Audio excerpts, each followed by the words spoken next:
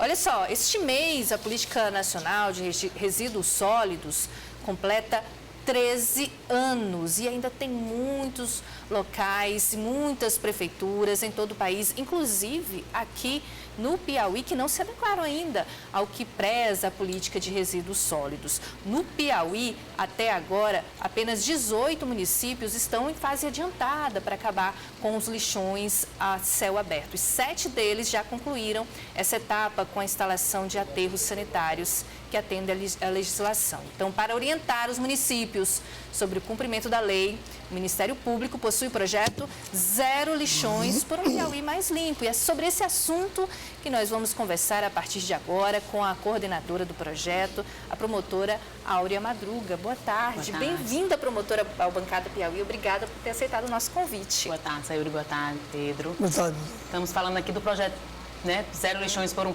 Piauí mais limpo. É um projeto iniciado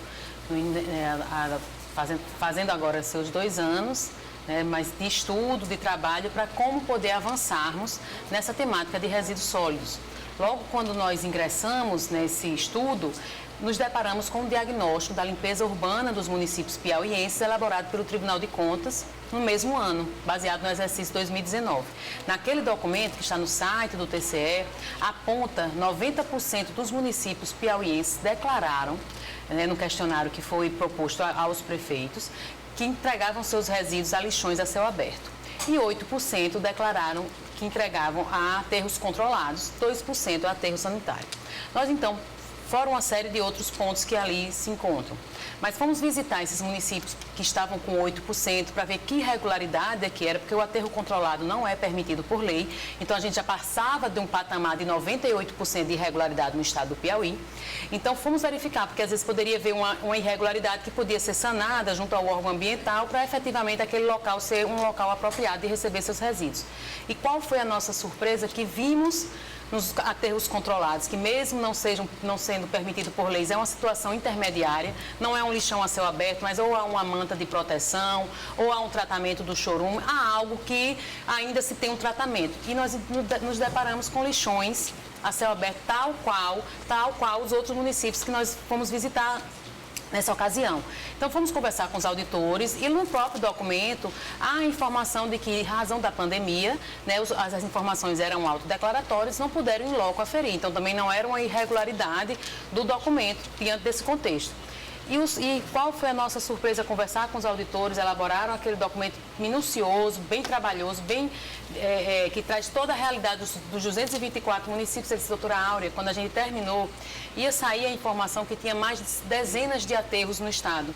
E, embora não pudéssemos viajar por conta dessa situação, fomos fazer um pente fino, vamos dizer assim, nesse questionário.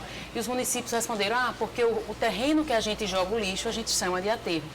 Então, assim, tamanha está a nossa dissonância da realidade com a legislação. Aterro sanitário é previsto em lei, na Política Nacional de Resíduos Sólidos, que agora completa seus 13 anos, e que precisa de licenciamento ambiental para operar. Ele tem um controle sobre o lençol freático, ele tem que ter a segregação do resíduo, ele tem que ter uma manta de proteção e uma série de itens que devem ser cumpridos para que assim possa receber os resíduos.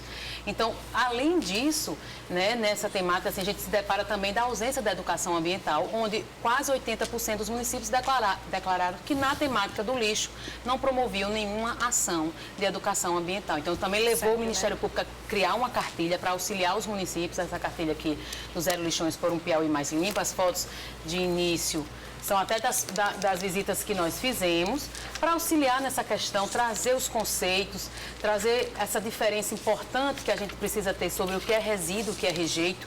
E quando a gente vai nesse conceito, a gente vê, Pedro, que no nosso Brasil nunca foi permitida a existência de lixões. Se nós pegarmos a nossa legislação ambiental, a Política Nacional de Meio Ambiente, ainda antes da nossa Constituição Federal, e que está em vigor até hoje, que é a lei do ano de 81, ela já trazia situações de poluição como essa, como crime. Lá está prevendo também o CISNAMA, que são os órgãos do Sistema Nacional do Meio Ambiente. Lá atrás, a atuação do Ministério Público na defesa do meio ambiente, antes mesmo da lei da ação civil pública, antes da Constituição Federal, e trazer essa situação criminosa. Mais para frente, em 98, na lei de crimes ambientais, ficou muito mais detalhado que destinar resíduos sólidos, como são encontrados assim a céu aberto, é crime ambiental. E aí você me pergunta, o que é resíduo e o que é rejeito, então? Qual a diferença? Qual a diferença? O resíduo é o plástico, é o resto de comida, é aquilo que pode ser reaproveitado, ou numa compostagem, ou reciclado, ou tratado. Isso, a nossa legislação não permite que seja jogado a céu aberto. Isso precisa passar por isso para não chegar lá, para trazer dignidade aos catadores, para fomentar a alimentação, todo esse cenário. O rejeito é aquilo que hoje, até hoje, a tecnologia não conseguiu fazer reaproveitamento. Então, se nós pegarmos os resíduos da nossa casa, o rejeito é um tipo de resíduo, que é aquele lixo do banheiro. Até hoje, a tecnologia não nos permite reutilizar uma fralda de criança que já foi utilizada. Então, isso é o destino que a lei trouxe para dar um prazo maior que pudesse ser entregue ainda a lixões a céu aberto, que é, antes, com a Política Nacional de Resíduos Sólidos, a Lei 12.305, trazia essa previsão até 2014, e no novo marco legal trouxe uma alteração com um escalonamento de municípios, de população, e aí no último prazo é justamente em 2024 para municípios até 50 mil habitantes. Mas um dado importante é o quê? É que ela exige 2 requisitos para que possa ganhar esse prazo. E ela exige que o município tenha o plano de gerenciamento de resíduos sólidos, é uma lei que ele precisa trazer o seu plano, como ele vai tratar, e ele precisa ter um estudo de cobrança pelo tratamento de resíduo. E no próprio diagnóstico do Tribunal de Contas, ele já nos aponta quem tem o plano e quem não tem. Qual é o município que já tem essa lei, se porventura não tem a lei, qual a fase que está, tamanha assim, de como foi bem feito o relatório. E é um terço apenas dos municípios que tem um plano. Então, assim, a gente não está nessa fase de conseguindo esses requisitos para poder ter esse prazo prorrogado. Então, é essa a grande preocupação nossa, por isso, porque o nosso prazo para o rejeito, para resíduo nunca teve, de mandar a céu aberto, e para rejeito a gente não tem um município que esteja cumprindo com ele. Então, buscamos... Nem Teresina? Nem Teresina, porque não há um prazo. Teresina é região metropolitana, esse aqui o prazo já foi ainda, é o primeiro do prazo que a lei determina. O último prazo é 2024, que é municípios até 50 mil habitantes. Aqui o que é? É aterro sanitário, Teresina? Aterro sanitário. Adequado? Ele está com a licença provisória da SEMAR para o cumprimento de algumas condicionantes. Ele ainda não se encontra de uma forma regularizada como deve ser feito. Mas há um procedimento na Promotoria de Justiça, daqui da capital, da 24ª Ambiental, para que seja cumprido esses requisitos, essas condicionantes para isso. Mas ele tem um prazo de Teresina, está vencendo? As condicionantes que foram dadas pela SEMAR, que é o órgão ambiental para isso, sim, há um prazo nesse período agora. Doutora, aquela lei, Estatuto das Cidades, ela foi engolida por essa nova legislação? Não, é um caminho juntos. É a mesma situação do planejamento, essa lei que hoje faz 13 anos. Porque ela dava um prazo para os prefeitos, o Estatuto das Cidades. Não, era inserido nesse aí. Era a própria lei da Política Nacional de Resíduos Sólidos, que antes previa 2014. E 2020, a Política Nacional de Resíduos Sólidos foi alterada para trazer esse novo prazo, que chama o novo Marco Legal do Saneamento Básico. E aí, nesse novo Marco Legal, trouxe isso, mas trazendo a obrigação de 2 condicionantes, que seriam essa. Então, nós buscamos uma atuação... Então, diante desse cenário tão triste que nos encontrávamos, mas, assim, sabendo que a questão do lixo não é uma questão única piauiense, vamos ver o que é que outros estados, como é que outros estados estavam avançando. E partimos a ter uma atenção em estados que tivessem uma realidade próxima. Né? Não adiantava, assim, para tanto, buscar estados com a diferença muito grande da realidade piauiense. Então, fomos a Paraíba, Pernambuco, Mato Grosso do Sul, estados, Alagoas, né? Estados, né? esses outros. O que viram lá? Alagoas, há muito tempo já não tem mais lixão a céu aberto. Avançou. Pernambuco encerrou o último lixão no mês de março deste ano. E esses estados vêm avançando. Em 2018, o estado da Paraíba tinha 90% de destinação inadequada dos resíduos sólidos, né, um patamar, um percentual parecido com o nosso, e passou a ter 90% hoje inverso. E o que foi que levou isso e o que é que nós aprendemos com as experiências desses estados que podemos explicar aí, e foi uma atuação do Ministério Público, a união das instituições.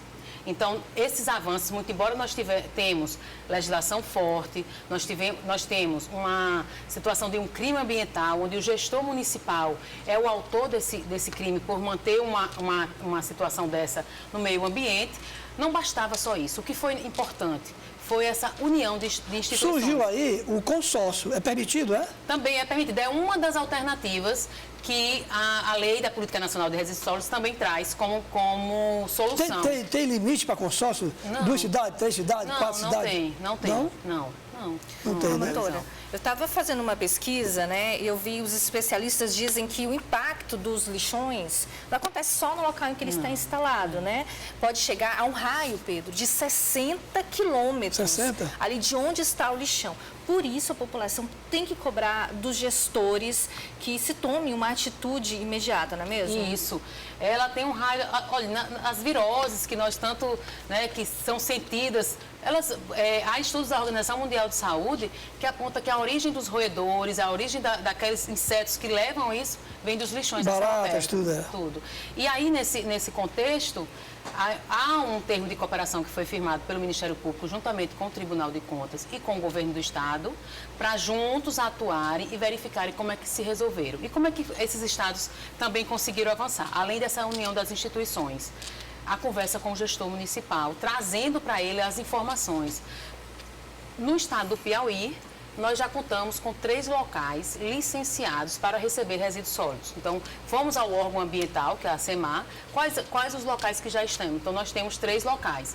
Então, passamos a nos reunir com os gestores que estão próximos daqueles locais, mostrando que não há necessidade da construção de um aterro sanitário por município, porque isso no passado foi visto como uma forma de solução, mas foi visto depois, Pedro, que esses municípios construíram, tiveram um sacrifício orçamentário para isso e logo em seguida foi transformado em lixão novamente. E eu não duvido que isso se ocorresse no Piauí, porque se a gente pega, lembrando daquela situação dos auditores do diagnóstico do Tribunal de Contas, onde responderam que tinha aterro, porque o terreno que joga o lixo chama de aterro, imagina uma situação de uma administração municipal como essa, passar a gerenciar um aterro.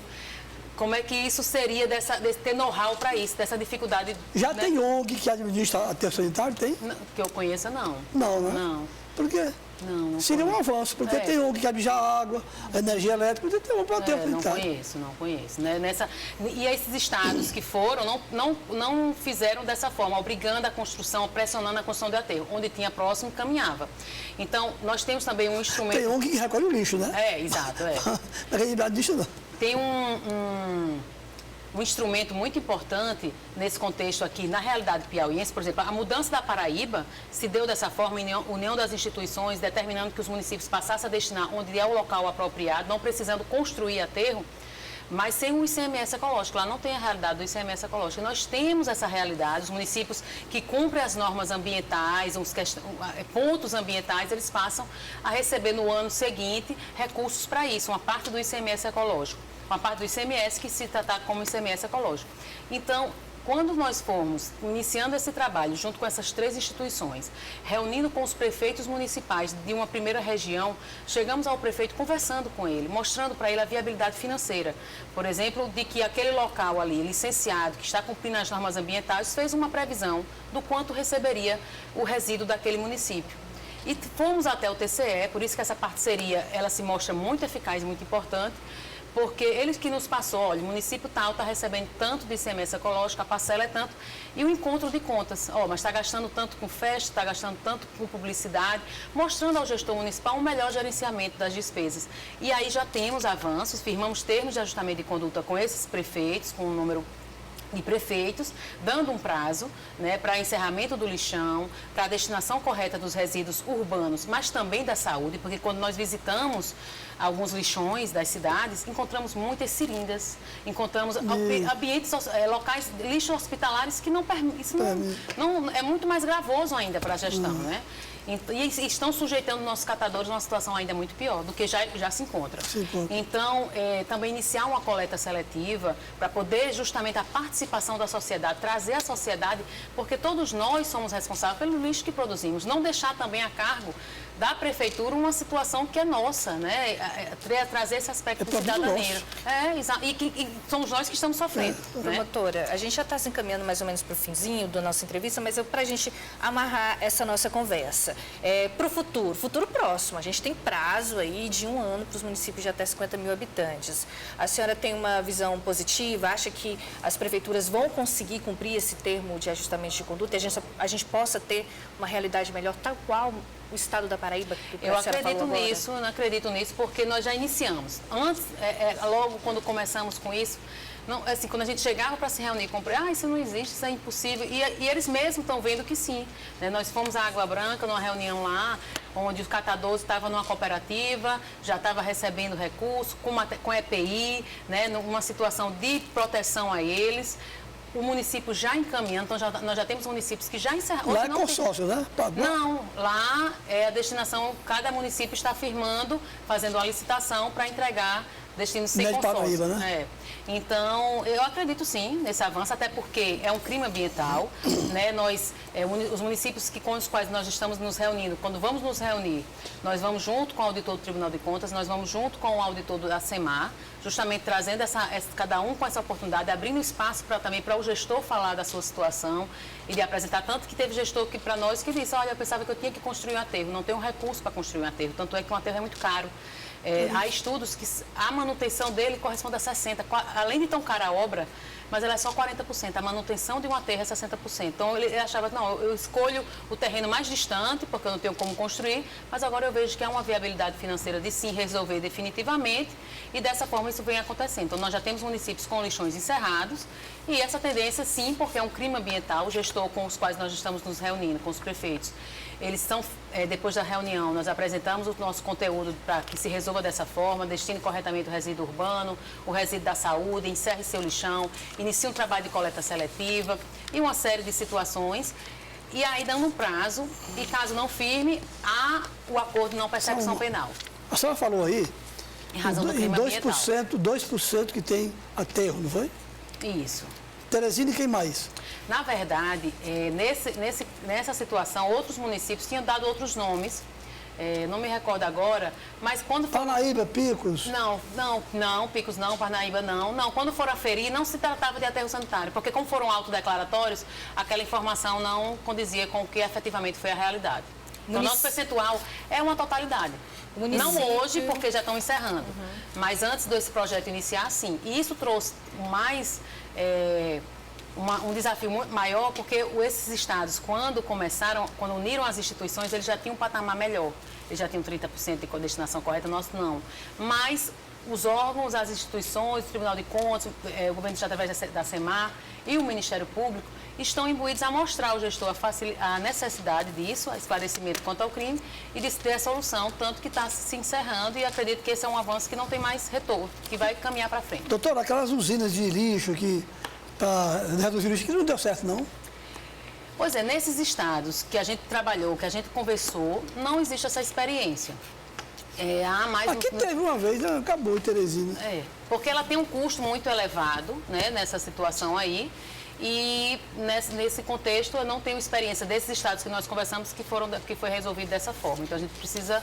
Mas é uma das alternativas que a lei permite, sim. Promotora, para quem está assistindo a gente agora, seja uma associação, seja um líder comunitário, próprio representante de prefeitura, que queira saber mais informações, buscar esse projeto, né, do Lixões Zero, Zero Lixões, essa cartilha, como deve fazer? Estamos à disposição, né? Nós estamos na sede do Ministério Público, ali na Lindolfo Monteiro. A cartilha, ela é um instrumento de educação ambiental que justamente fica à disposição de quem quer utilizar. Nós temos aqui também, logo no início, fizemos essa de queimadas, de incêndios. Vou deixar aqui com vocês, inclusive, assim, atual, trazendo até a questão da repercussão na Covid-19. Então, justamente para auxiliar os municípios. Né? A gente, quando se reúne com os prefeitos, dispõe para eles que podem usar o nosso material. Vamos lançar mais uma sobre o patrimônio histórico, uma de recursos hídricos, para fazer um convênio com a PPM para que possa divulgar, trazer a educação ambiental como uma matéria a ser tratada diretamente nos municípios. E lá no Centro de Apoio do CAOMA, que é o Centro de Apoio e Defesa do Meio Ambiente do Ministério Público do Piauí, estamos lá para atendê-los, né? Nós temos um contato com os catadores que também precisam ser tratados com, assim, eu costumo dizer que nós não estamos num cenário ainda pior quando iniciamos antes, por conta dos nossos catadores. O Estado do Piauí deve muito aos catadores que estão se sujeitando a isso. Eles precisam estar organizados em cooperativas. Já depois desse trabalho conjunto, o Estado do Piauí foi o primeiro a ter o decreto da logística reversa, todo o Nordeste, embora outros estados já estavam avançando, mas fruto desse trabalho.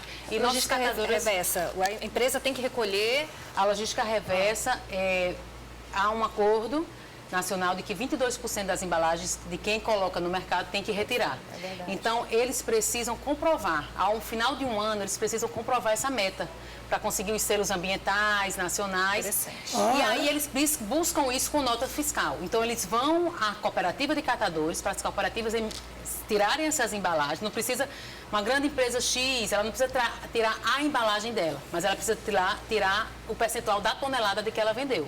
Então, ela busca os catadores para que os catadores possam emitir nota fiscal. Então, precisamos organizar nossos catadores em cooperativas para ter dignidade. Estourou aqui o tempo, doutora, mas a senhora vai ter 1 minuto para responder essa pergunta minha. Uma curiosidade, doutora, sobre as lagoas de decantação. Vocês já estão atacando esse problema ou não? Do dejetos de casa, de esgoto? Essa situação aí, nos aterros sanitários, o senhor fala? Dos chorumes, porque o caso, por exemplo, vou dar aqui um exemplo. Joaquim Pires é uma lagoa. Sim. A cidade tem um sistema de esgoto sanitário. Ah, sim, já. O promotor de justiça, toda cidade que tem um promotor, atua também na situação ambiental, entendeu? Então, assim, nós temos procedimentos em municípios que há reclamações quanto a isso, justamente com órgãos próprios para cobrar com isso. Assim, recentemente mesmo participei de uma reunião sobre essa situação incorrente. Então, os técnicos do Ministério Público foram até o sul do estado para aferir isso e verificar, assim, todo o dano ambiental, ele deve ser buscada a sua solução, porque é muito difícil voltar ao estado em que o dano ambiental, antes dele existir, se encontrava no nosso meio ambiente. Promotor, eu vou fazer o convite para que a senhora volte, porque tem muito assunto. Foi desenrolando aqui, né? A gente sabe da importância, a gente precisa, né, tratar dos nossos resíduos de forma correta. É uma questão ambiental, é uma questão também, né, de saúde, é uma questão que gera renda para as famílias, para os municípios, para as empresas. Então, vou já fazer o convite para a senhora voltar e agradecer demais a sua presença. Até a próxima. Estamos à disposição para qualquer momento, sempre importante. Obrigada.